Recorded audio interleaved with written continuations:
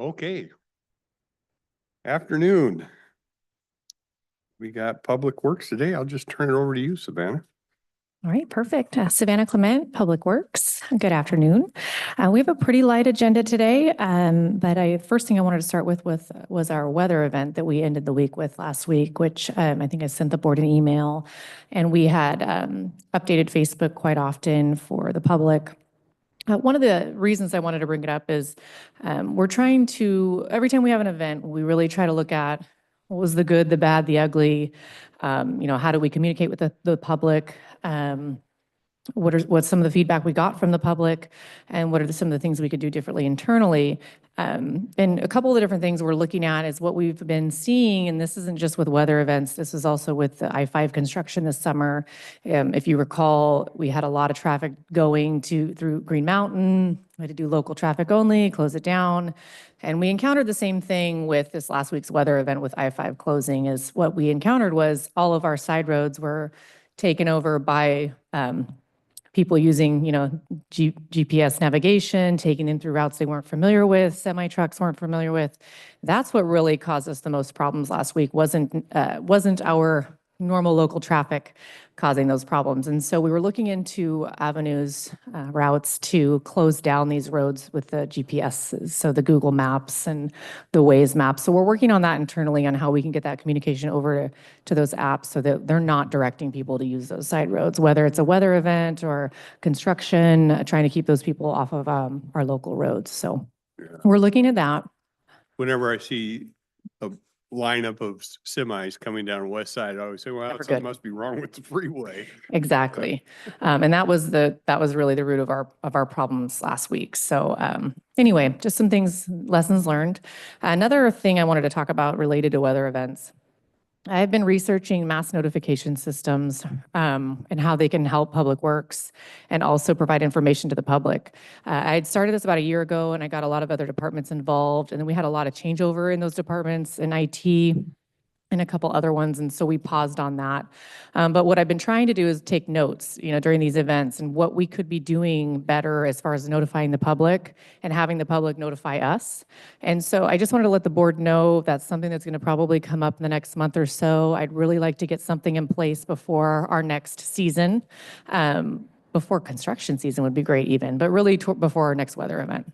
And so what I'd like to see out of a product of some kind is, again, the ability to notify people through geofencing. So if we have people on West Side Highway that were in that general vicinity where we're having that road closure, being able to notify them right away in real time, if they opt into being notified, right? Not just notifying them because we can. Although mass notification would have that ability in an emergency, we'd be using it's a name for it, and it's FEMA's name. Anyway, the ability to utilize essentially reverse 911 in the event of an actual emergency. So it would have that capability as well. But anyway, being able to notify our residents if we have a water main break, notifying those ratepayers right away. We've had instances where we actually had to do door hangers to tell them, or knock on doors. And so this kind of notification would alleviate that.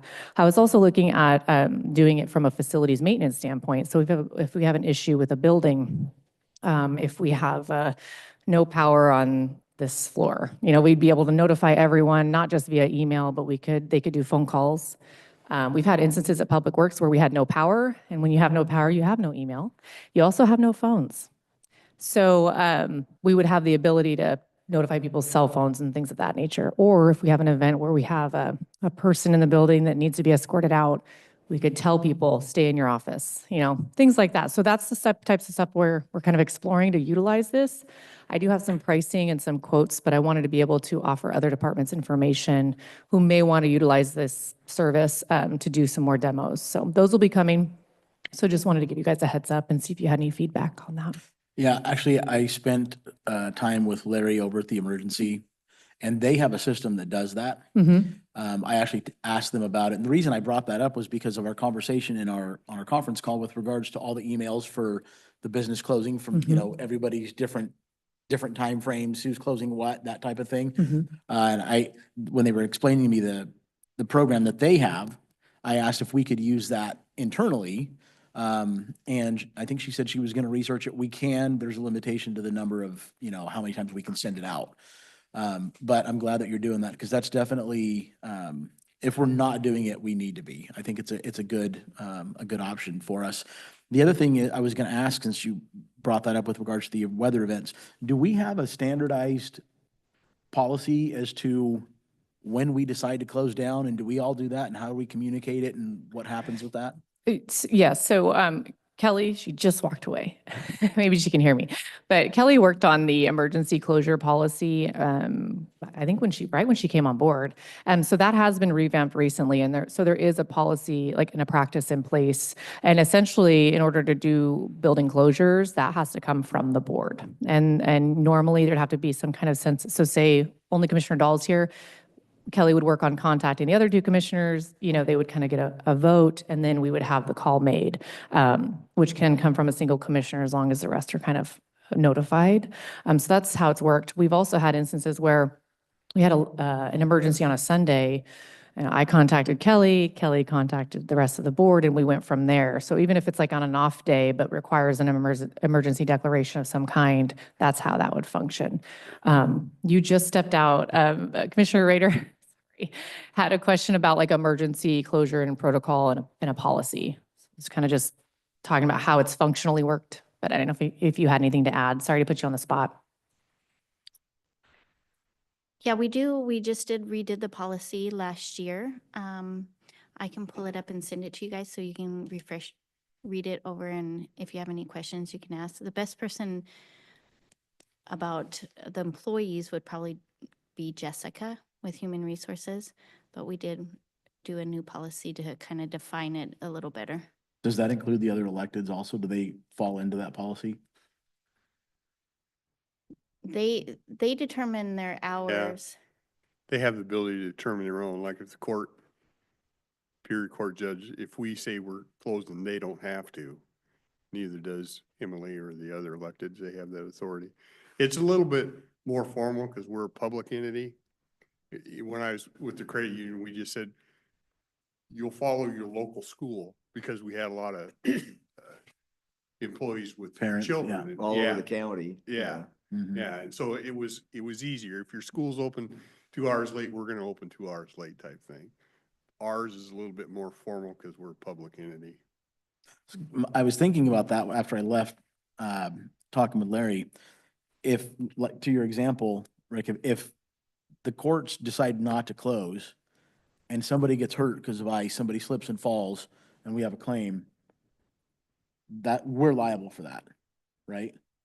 Even though we have a policy in place that says, hey, we closed down, they decided not to. It would probably go through the tort claim process, and yeah, however to determine, we certainly could be, yes, would be my guess. Well, it's gonna depend on the department too, right? The sheriff's not gonna shut down. Yeah. He just manages to deal with the weather. Mhm. I mean, and there's another elected official. I'm wondering, and I just met with Larry just a couple hours ago. I spent a couple hours with him. They've got a Facebook page that they post their stuff on, and depending on the level of emergency and the information that they have on hand and what they put out. But something like that, I guess what was surprised to me was their Facebook page. They have 25,000 followers, and they on this just recent snow event, of that 25,000 followers, they had 10,000 shares. To, God only knows, that at least went to 10,000 more people, if not 3 or 4 times that. So I'm wondering if something like that, I didn't realize how that Facebook is set up, as long as you update a current posting. So if I have a posting and then he shares it, then they see what I posted. But if I update that without putting a new posting, if I just update that posting, it automatically goes straight through everybody he shared to. They get to see all the updates. He doesn't have to share it again.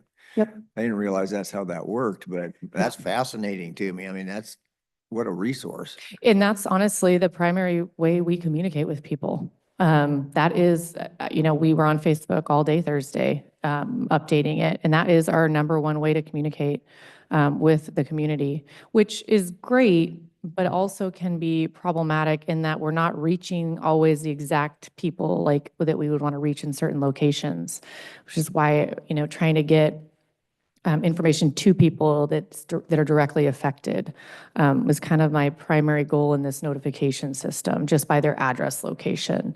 But we had 700 new likes just from Thursday to Friday. We had, I think, 20,000 views on a video because our road crew people are the ones that are out in it, and they send me updates and they send me videos, and it's great because that's what people want to see. We can tell them the roads are slick, but when they see a picture, they're like, oh man, I'm not going, and so that is truly the way. But one thing I would like to improve on is we only know what we know. So we only know what our folks out there on the roads are telling us or what they see. So many people were messaging our Facebook page saying, hey, that semi just got moved, a tow truck came. Like we wouldn't have known that because we weren't there.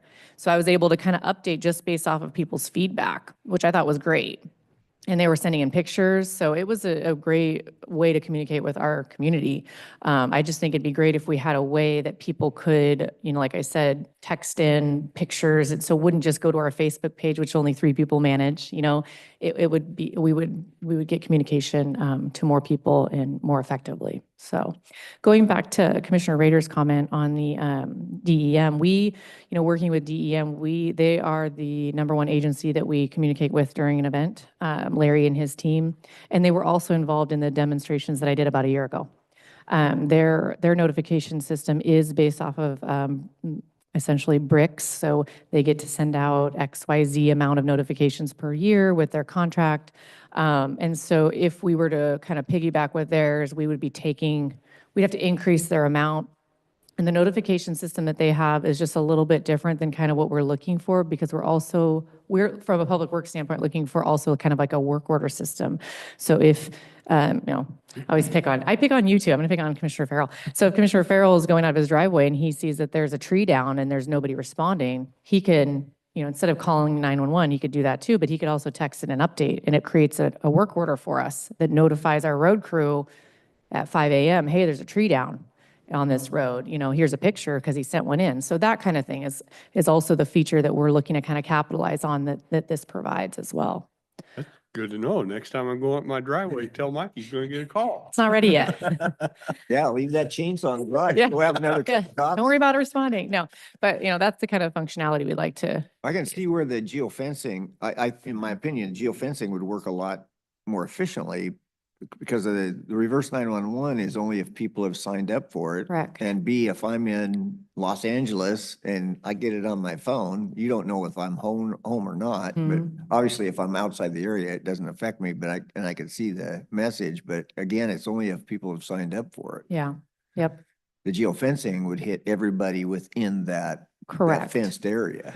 Well, we would have to, the difference is if we do an emergency geofencing, it doesn't require the opt-in, right? And it has to fall in with whatever FEMA tells us we can do that under. Like, let's say water sewer emergency, we would have to have people opt in because it's a localized emergency. It means they're not getting water.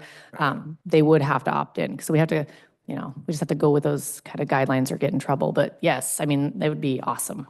And do they have to opt in for their landline or their cell phone? What are they opting in for? Either one, because it also can give phone calls. So say you don't have a cell phone or you don't have service, you can do a landline, or if you want both. Yeah. Mm-hmm. The landlines are almost gone and Yeah, I have a landline because I have 2 teenagers at home, but. Yeah, I do too. I had a landline and I shut it off several years ago now, but try to get one put back in your house. If you take it out, boy, the odds of getting it put back are almost zero. Mm-hmm. The home companies will not do it.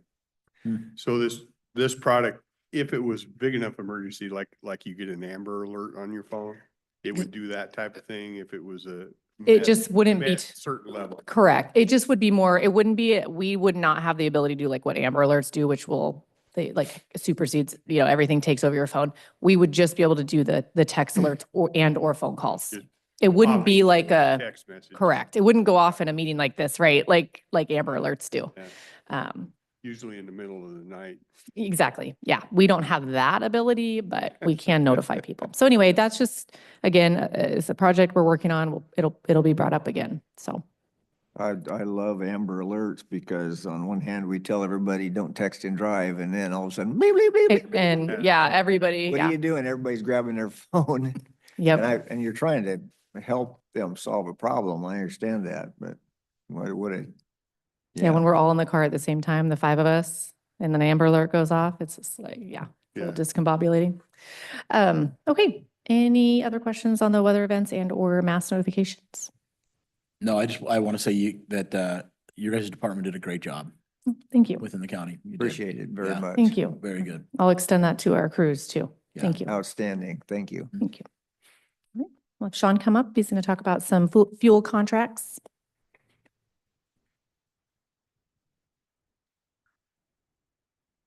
Afternoon, Commissioner Sean Rowe, Public Works.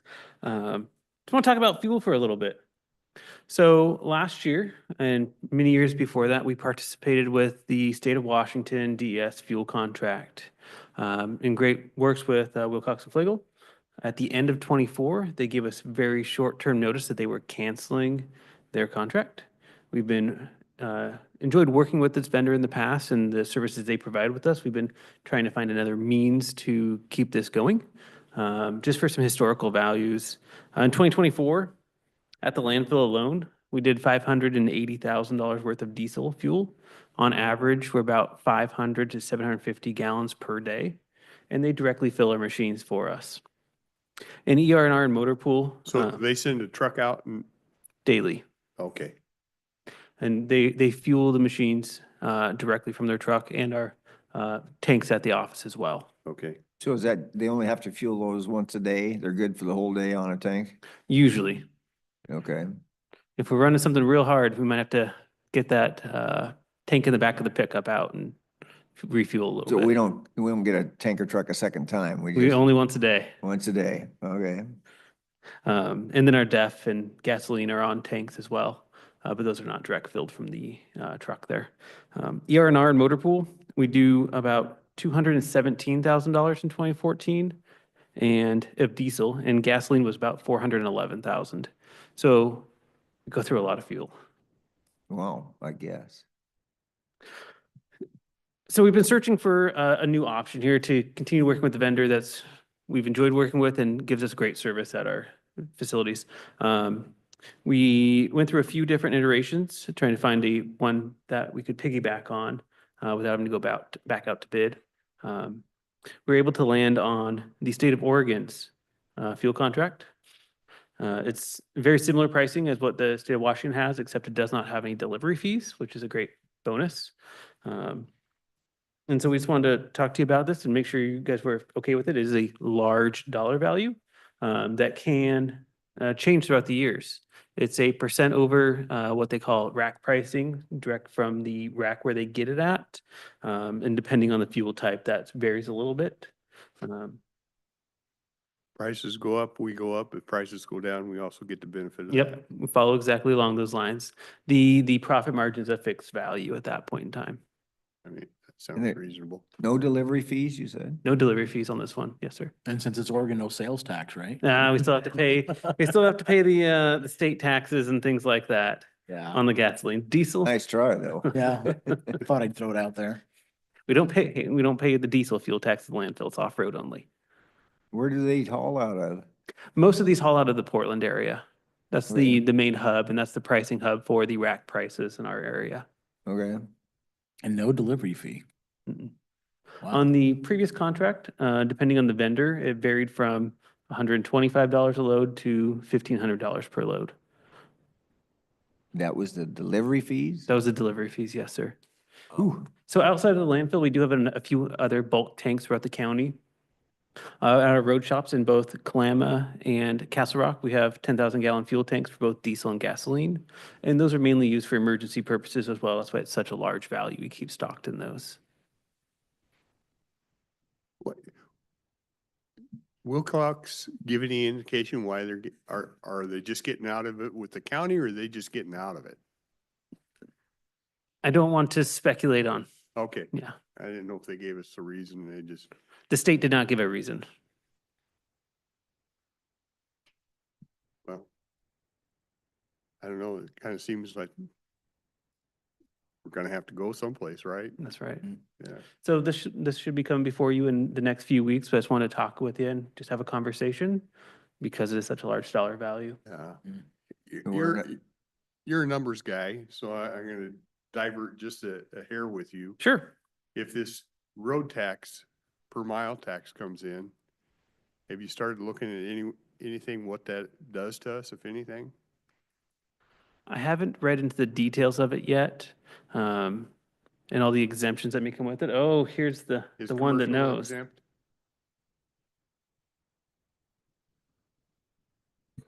So the road usage charge, so the diesel off-road would still be exempt.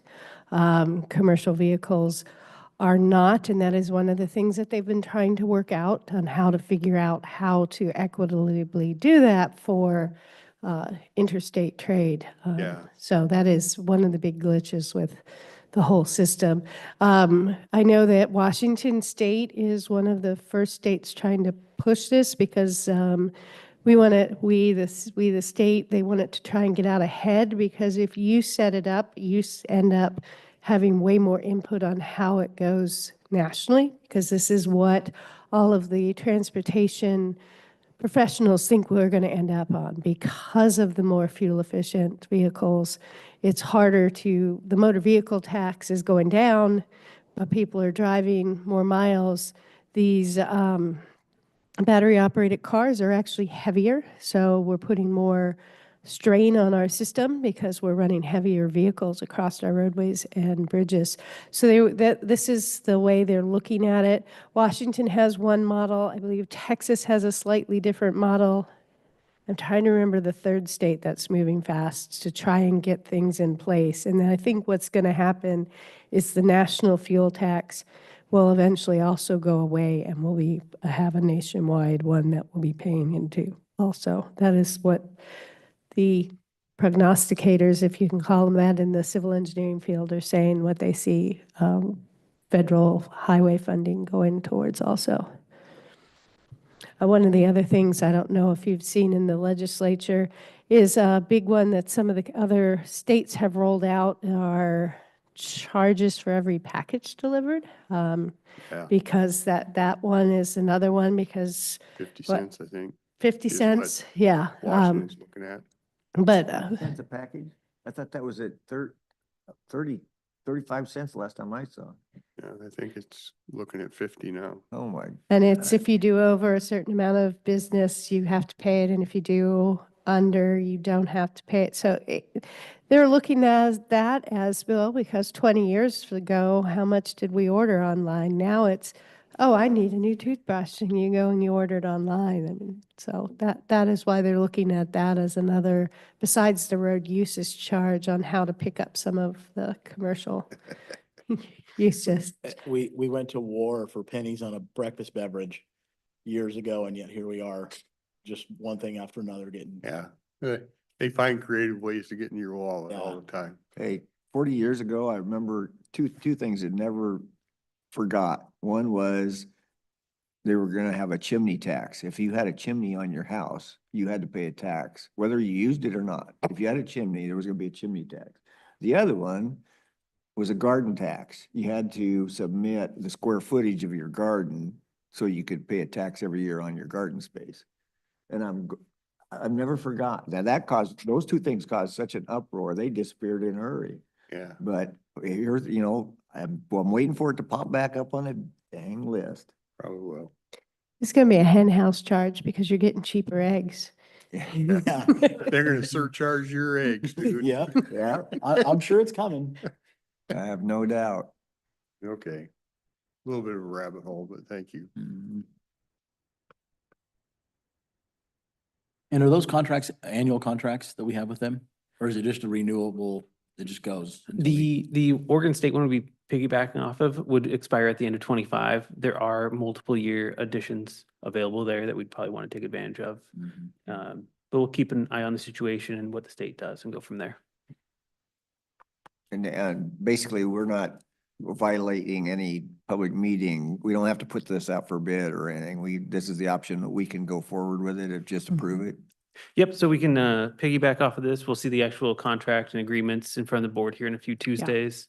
Piggybacking is where you use someone else's contract to buy a product or service. Okay.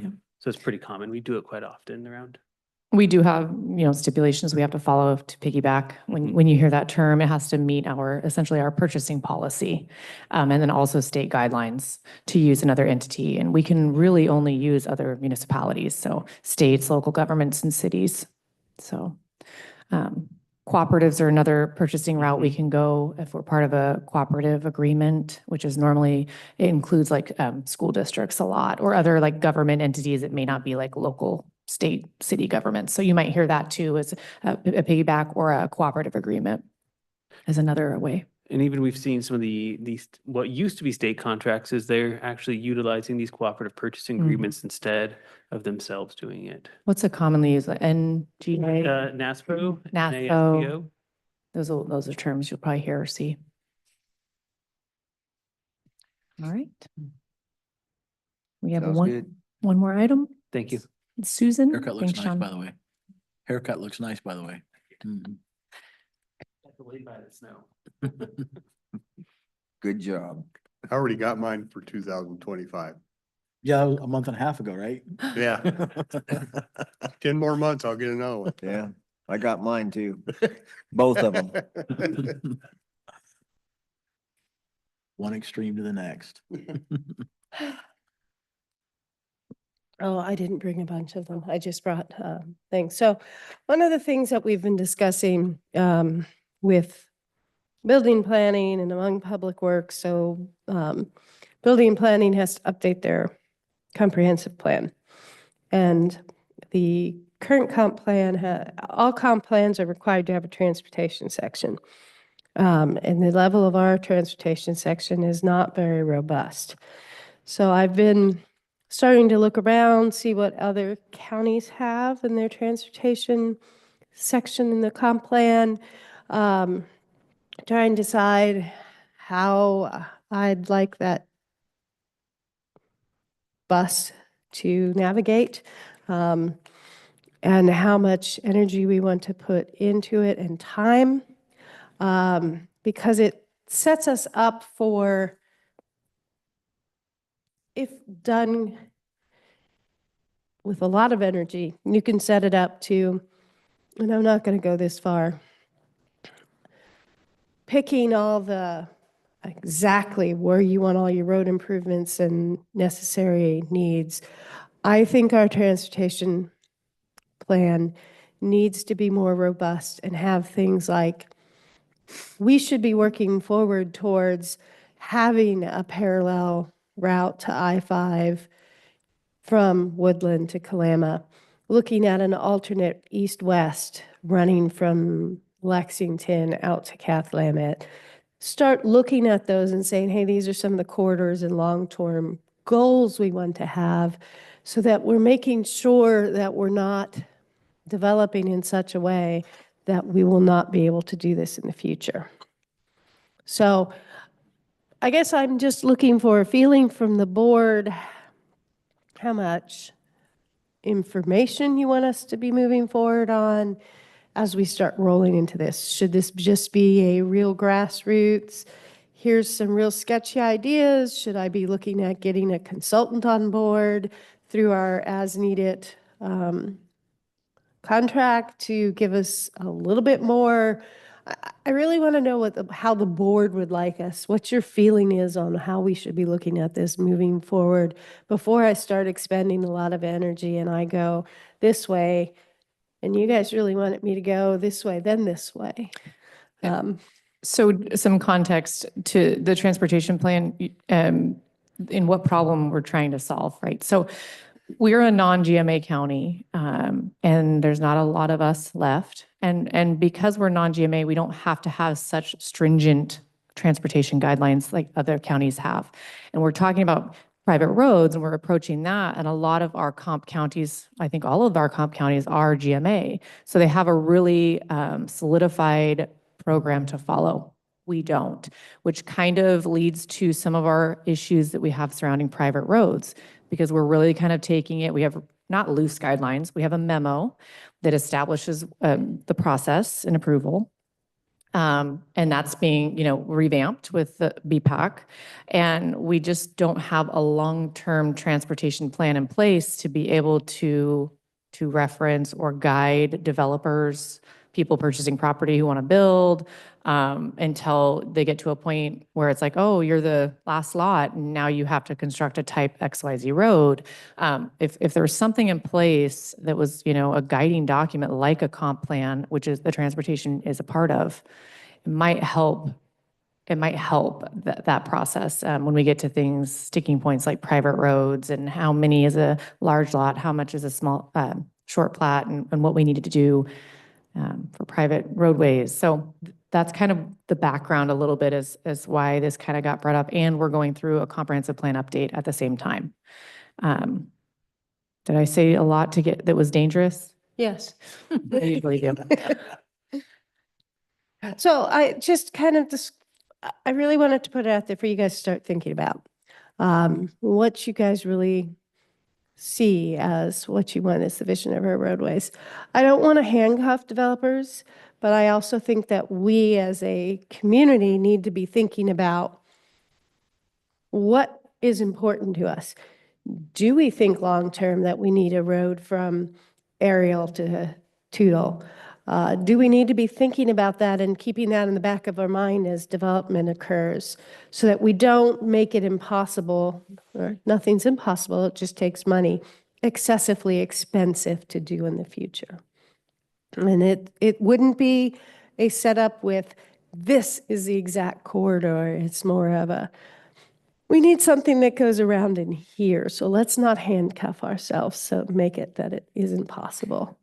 So I will bring back more information once I start gathering my thoughts a little better, but this is something that goes on in the back of my mind at 2 a.m. when one of the dogs barks and wakes me up.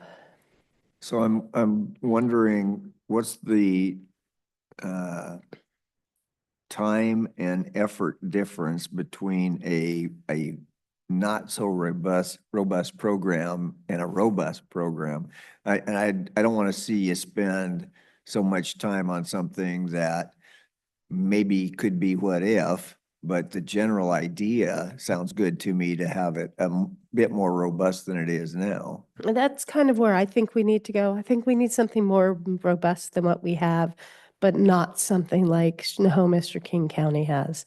I want us to have something more the level of what like Lewis County is looking at, with more of a guidelines. And we think in the future we should be looking at another arterial in this area, not we know that we need a road that starts at the intersection of Coal Creek and McAdams and runs from that intersection due west and ties into this road and this road and this road to make it an east-west connector. That's not what I just think we need to have a more of a, this is what we think our plan needs to be, more of a broad base, because I think broad-based, we know we need that I-5 parallel road. And feels pretty strongly that we need something to run on north, east-west north of SR4 because of all the slides that happen out there.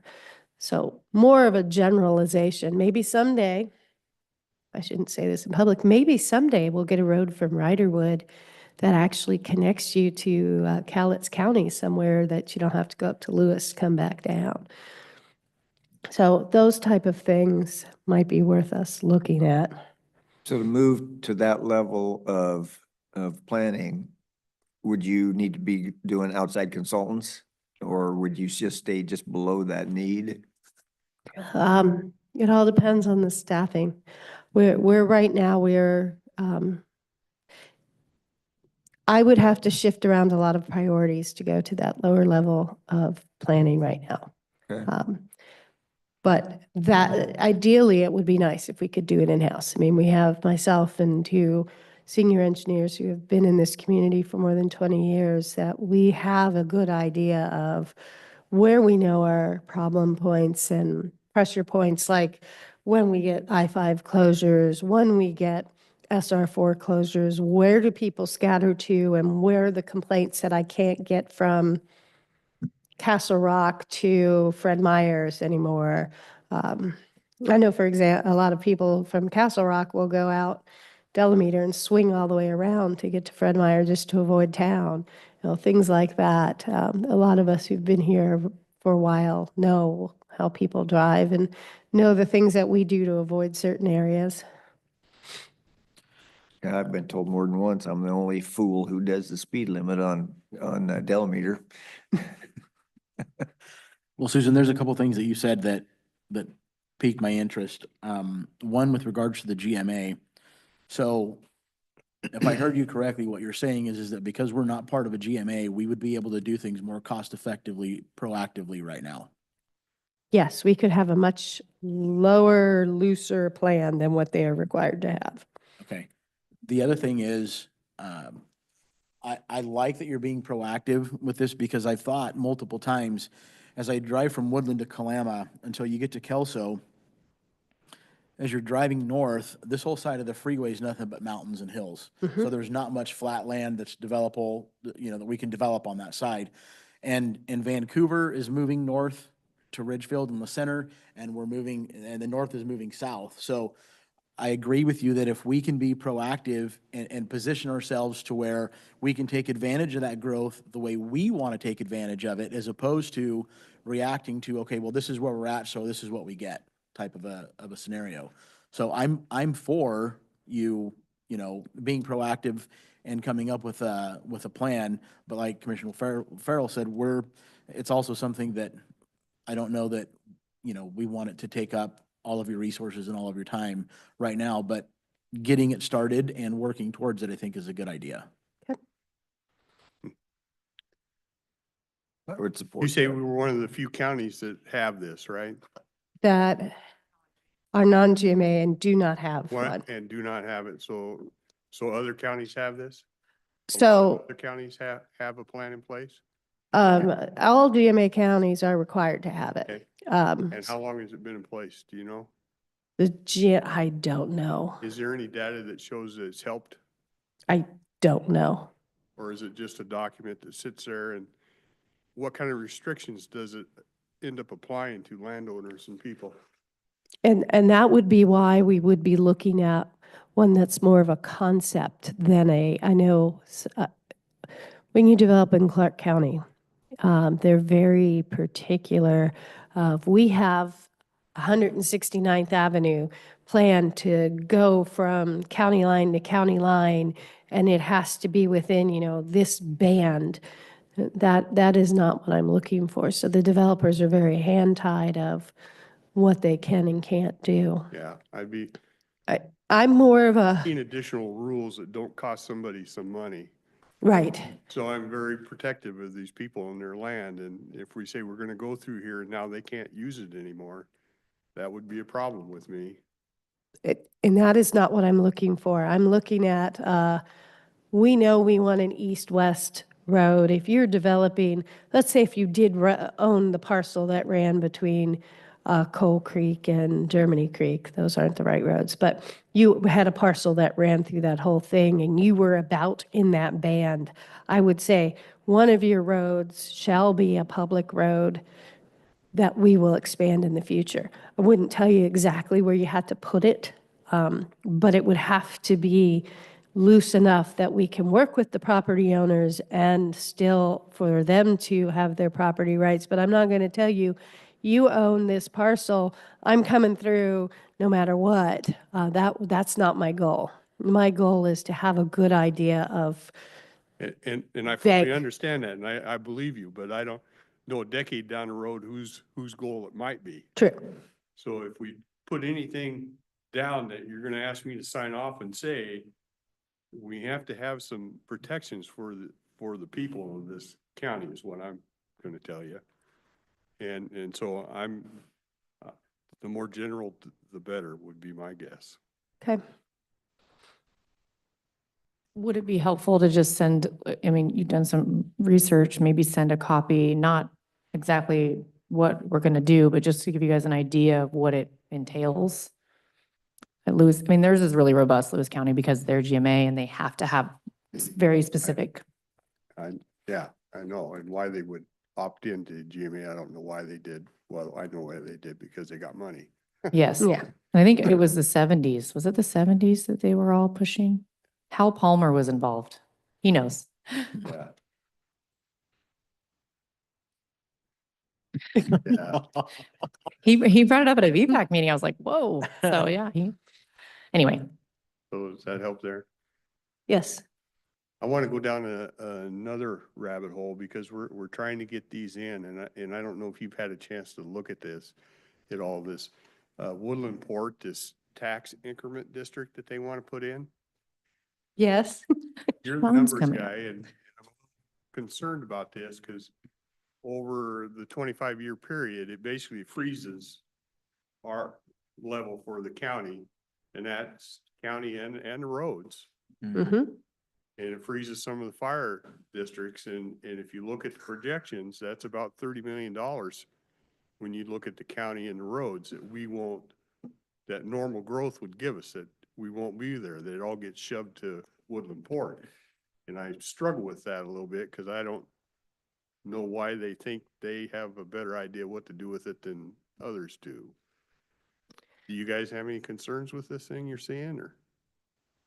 I mean, you can be honest, because I'm gonna tell them I have concerns. I actually am scheduling a meeting with Jennifer to have her come and do a workshop for us with regards to that. Yeah, Because when I looked at the map and when I brought it up with these guys, when I met with them, there's a county road that goes through it, through the designated area that we're responsible for maintaining, and we're not collecting any yeah.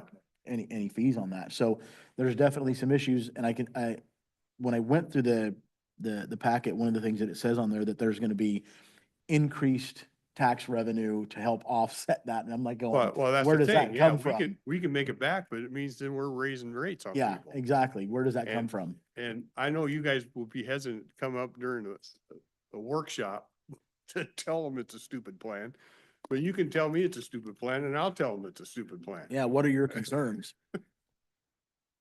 So, yes, I have looked at it. Not only is it a concern for the county and the road fund, special purpose districts. So this would also affect the Woodland Library District if it extends out into the bottoms. That's They the were, city of Woodland too, right? Yeah. yeah, they left out a good portion of the city because they strategically picked anything that they thought might develop. So if you look at the map that's strategically drawn, so anything that's already developed, that's tax value won't go up, is not included in the area. But all of the larger lots, especially the farmer fields or parcels that the port owns, is included in that area because any improvement on it becomes then part, anything The value raises so quickly that quickly, they get big they dollars get that. for it. So Yeah. that's why they did not include anything that's outside of it. It will impact our roads. So I've had several conversations because CDID number 2 was very concerned about this at first because obviously it has a big impact to them. That's the Dyking District in Woodland. And they've had the fire chief in, and he's talked about it, the Cowlitz fire chief, because they've had experience with this in Woodland, not Woodland, excuse me, Ridgefield, because so they don't get any revenue, but because things have developed, they're now getting all these new calls. So it's an issue for them because they can't increase what they're doing. For the road fund, we're increasing the traffic significantly in an area, and we're not getting any additional revenue for it to maintain those roadways or improve them to meet the new needs. The plan they have laid out, Losing revenue, yeah, technically tax we're receipts losing. over the next years that would affect roads outside of that area too. Yes. And I didn't see anything in the plan, and I could have missed it, that is talking about how they're gonna work on the roads and transportation in and out of that place. If, Well, and that's a great point. That's another great point. yeah, I'm not aware that any businesses are in place. They're just putting this in hopes to bring people in. Is Mhm. that correct? Because I didn't see any businesses in place. That is correct. And I don't know how you're gonna get things approved when they can't get in and out of there.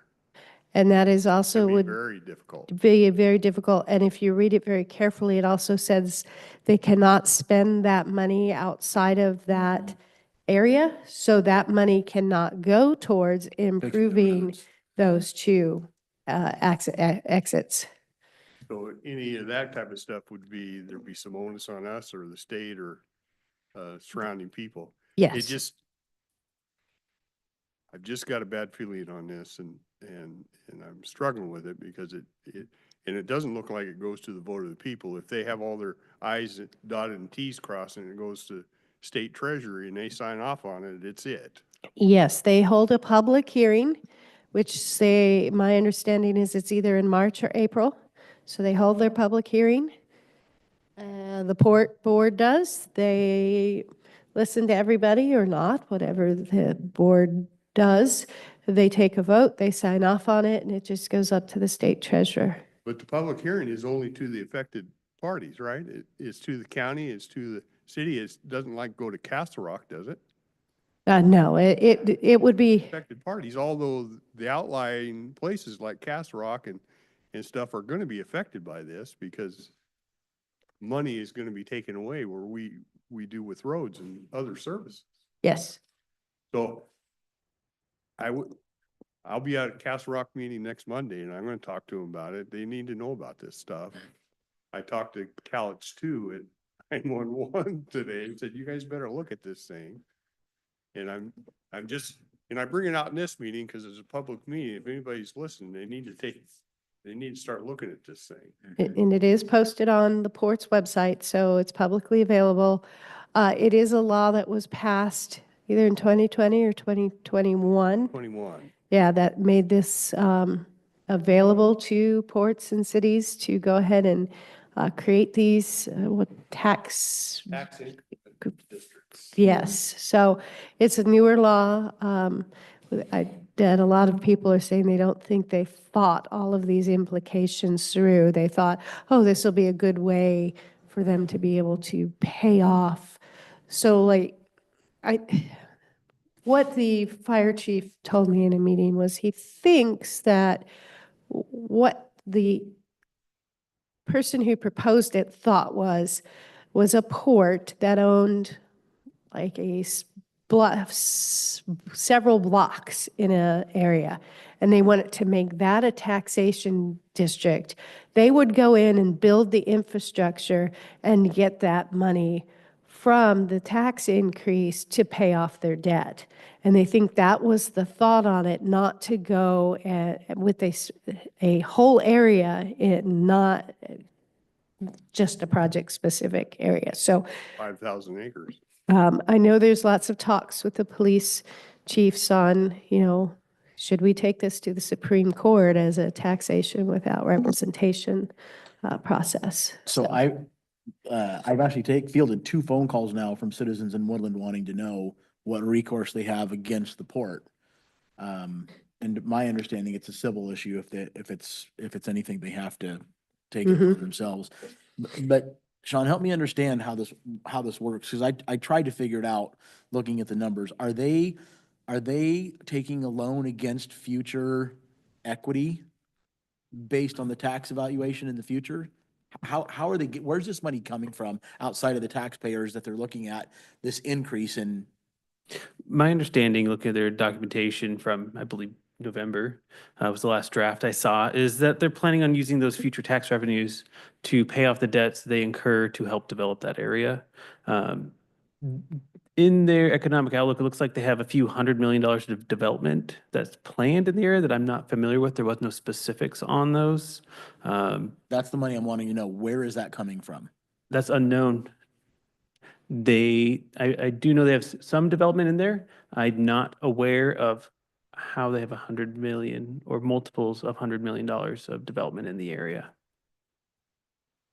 The debt the debt that they look like they're taking on is a few millions, nothing of that value. In the impact, it also talks about utility and transportation improvements. I haven't seen any specifics on that. I don't know if Susan has. I also worry about if we do see this industrial growth in this area, how do we build the infrastructure they need to get in and out? That's 100% That's why I it. didn't see that in the The plan either. water, sewer, electricity, and then sidewalks and roads. So somebody's got to know what that 100 million is that they're talking about. Because when I looked at it, I thought they were just leveraging hypothetical increased, tax valuations, and that's what they were getting at, because it didn't make any sense to me. Mhm. So it doesn't make any sense to you either. Without any additional details, I couldn't understand where that development was coming from. Okay. Sorry about the rabbit hole, but I wanted to get some of that out before they actually get in here, because there's other things that we've had people in, and then you've talked to me afterwards, and I said, well, I would ask that if I'd have known it, so. Yeah, I'm trying to get Oh. Jennifer to do a workshop for us to come in and talk. Yeah. Okay. Thank you. Turned out more robust than you thought your day was gonna be, didn't it? Couple items, Doug sent out that revised, resolution. Did you guys have it on, where we put time limits on, time expectations on permits and stuff? I didn't see that either.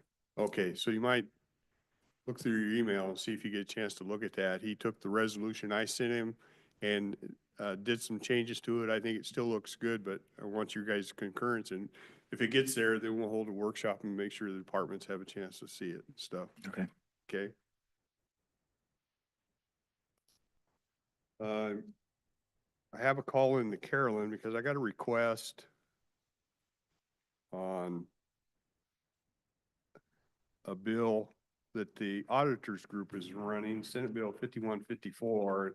They were urging our county to add an amendment to it, but I wanted to get some information from her as to what that is before I brought that up, and I haven't heard back from her yet.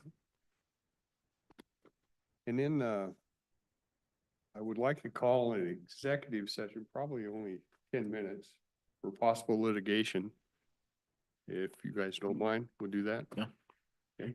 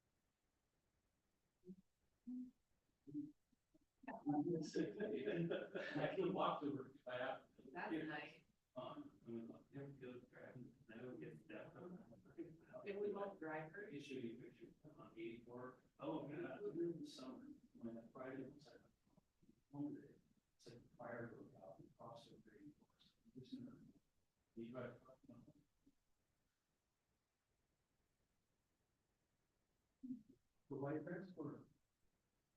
You know, here's the deal, you don't call the intrastate, you stay like work in Washington, don't cross the bridge. There's only one facility, that's in Vancouver. It used to be called Soro, now it's Marathon. It's the last place connected with the pipeline. Then it continues underneath the Columbia River to just, into Morgan, Chevron, Congo. But you, bought insurance and all that's much cheaper, you know, all interstate with that. So like in your case, if you had a factor and you would want to transport from all, go 105,500 gross, you only have so much fuel as you possibly, because it's cheaper to buy. Oh yeah. So if you bought one transport, and you bought say 2 tank wagons, and you just loaded Vancouver, Marathon, you guys could like just do it all on your own. You wouldn't need anything else. You make sure the transport had pumps, so you could do above ground tanks. Probably money on the side. That's the part, you don't have to large tank that. You see, you live with a small tank farm. It's not that big. I'll give you an example, store house right on the house. They deliver for many times, but you used to just have 2 little tanks underground, 8,000 gallon gas and you never got a good rate. Now, if you buy a fire, they've got 4 beautiful ground vertical 20,000 gallon tanks, all in concrete. So they you know, they just smart move on that. They do a lot more fuel at a cheaper price. The city had a tank farm similar to that. That's 80,000 gallons of storage capacity.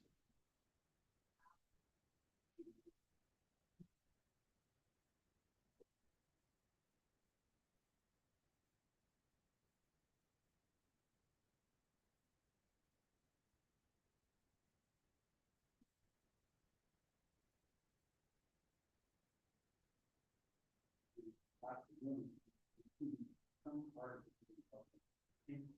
the wall. Yeah.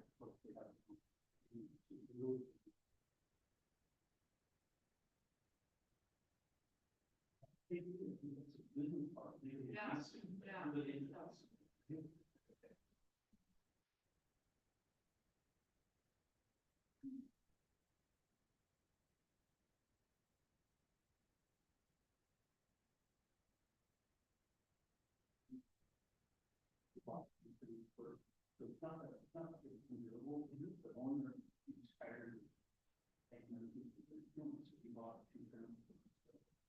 All beautiful things, pumps and that. Back then, it would probably be 208,000. And now the same transport is probably but they last forever. Yeah.